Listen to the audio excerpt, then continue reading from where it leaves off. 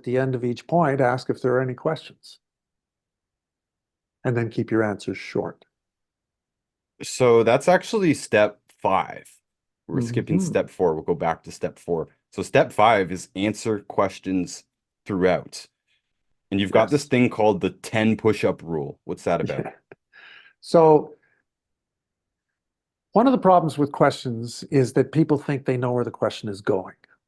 So they stop listening halfway through and start engaging their working memory and their long-term memory and stop listening. Another problem is answers that are so long, I want to shoot myself before the end of the answer because goodness gracious me, I just wanted a yes or no and I'm going to be here all weekend.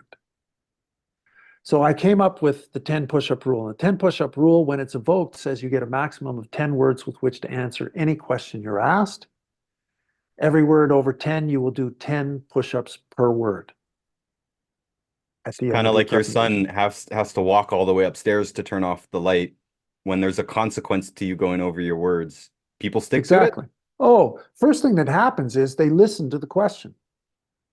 I mean, the most striking example, and I talked about this on Tuesday night with a couple of the people who have the technology ideas. So there was a meet and greet after, and all the presenters kind of ended up talking to me, even though only one of them was my client. And I said to them, one of the one of the most striking examples I've seen of this was when I did media training with the city of Mississauga.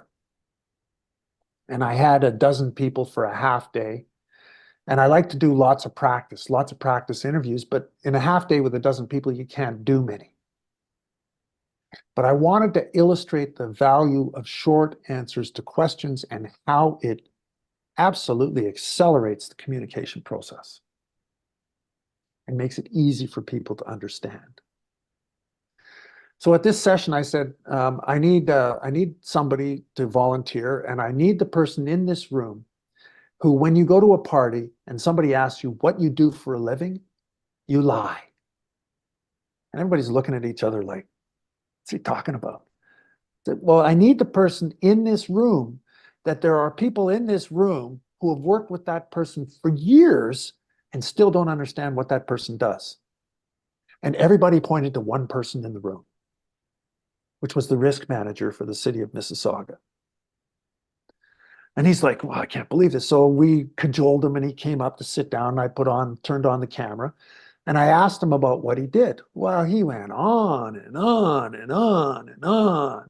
His answers were a minute and a half, 2 minutes long. I got to ask maybe 3 or 4 questions. Then I stopped the camera and I evoked the 10 push-up rule. And I told him that everybody in this room was going to make him do the push-ups if his answers were longer than 10 words. So I started the camera again. I asked him questions. First thing that happened was he listened to the whole question and then paused.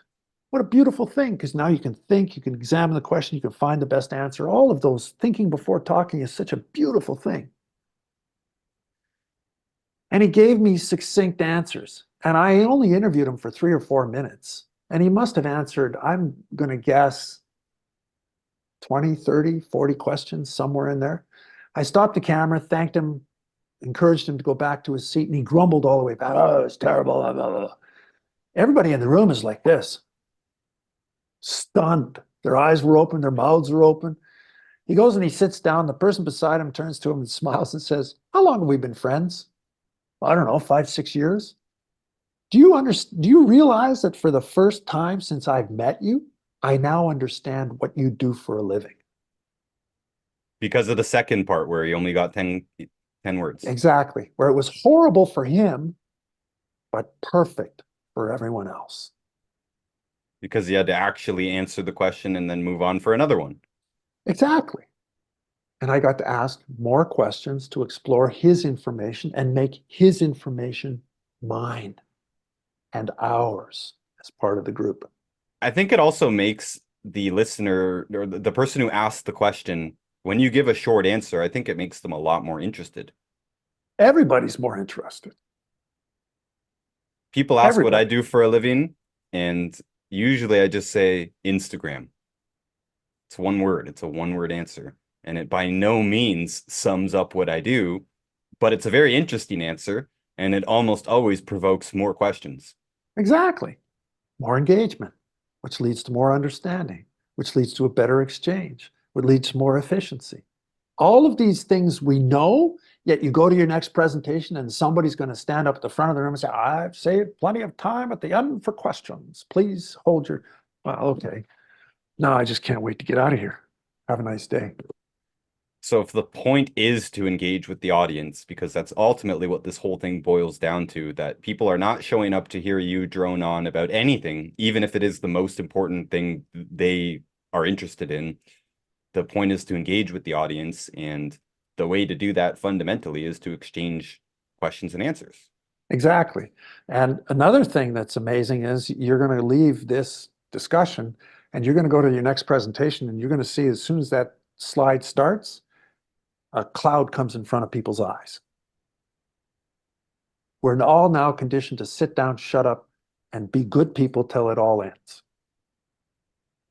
Which, Nobody wants to do that. well, maybe some do, but I certainly don't.